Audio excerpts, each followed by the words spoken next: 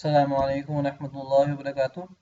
दोस्तों, मैं अपने चैनल टीचिंग कुरान में आपको खुशामदीद कहता हूँ। उम्मीद करता हूँ आप सब खैरियत से होंगे। दोस्तों, आज हम इंशाल्लाह 30 पारे की नेक्स्ट सूरह सीखेंगे। लेसन स्टार्ट करने से पहले आप दोस्तों से गुजारिश है, जो लोग मेरे चैनल पर नए हैं वो काइंडली मेरे चैनल को ज़रूर सब्सक्राइब करें, वीडियो को लाइक एंड शेयर ज़रूर करें और कमेंट्स बॉक्स में अपनी राय का ज़रूर इज़हार कीजिएगा कि आपको मेरी वीडियो कैसी लगी है। बहुत शुक्रिया। أعوذ بالله من الشيطان الرجيم. سورة الفجر مكية. بسم الله الرحمن الرحيم. والفجر وليال عشر والشفع والوتر والليل إذا يسر هل في ذلك قسم لذي حجر ألم تر كيف فعل ربك بعاد إرم ذات العماد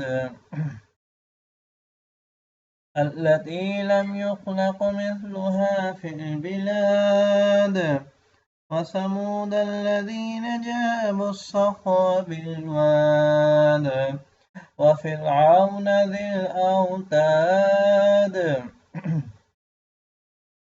الذين طغوا في البلاد فأكثروا فيها الفساد فصب عليهم ربك سوط عذاب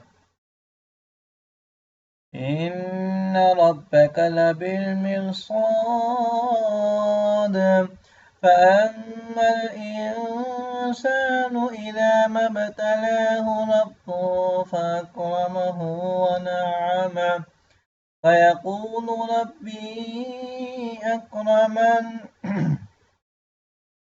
وأما إذا ما ابتلاه فقدر عليه رزقه فيقول ربي أهانن كلا بل لا تكرمون اليتيم ولا تحاضون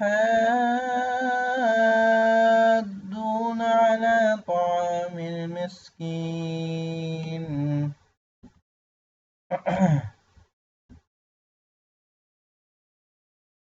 दोस्तों, यहाँ पर दाल पे कलकला हो रहा है। कलकला की मैंने डेफिनेशन आपको बताई थी पिछली वीडियो में भी। काफ तो बाजिम दाल, ये हल्फे कलकला है, ये साकिन होंगे। अब जैसे कि हम यहाँ पे स्टॉप कर रहे हैं, बियाद पढ़ने तो दाल पे जज़म आ जाएंगी, तो ये साकिन होगा तो इस पर कलकला होगा।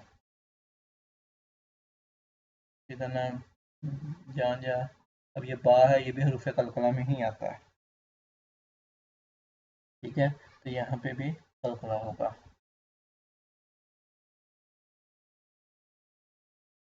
मैं दोस्तों उम्मीद करता हूँ आपको समझ में आ गई होगी।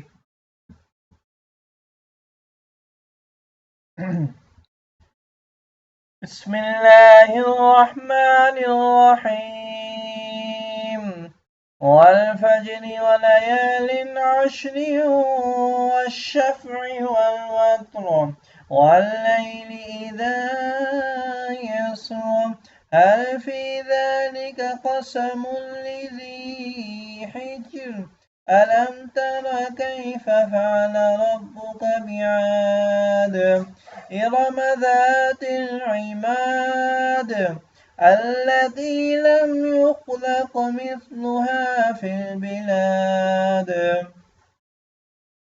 وثمود الذين جابوا الصخر بالواد وفرعون ذي الأوتاد الذين طغوا في البلاد فأكثروا فيها الفساد فصب عليهم ربك سوط عذاب إن ربك لبالمرصاد فأما الإنسان الإنسان إذا ما ابتلاه ربه فأكرمه ونعمه فيقول ربي أكرمن وأما إذا ما ابتلاه فقدر عليه رزقه فيقول ربي أهانن كلا بل لا تكرمون اليتيم ولا تحاضون على طعام المسكين ولا تحاضون على طعام المسكين آمنت بالله صدق الله العظيم. ओके दोस्तों इंशाल्लाह मिलते हैं नेक्स्ट वीडियो में। अस्सलाम वालेकुम व रहमतुल्लाहि व बरकातुहू।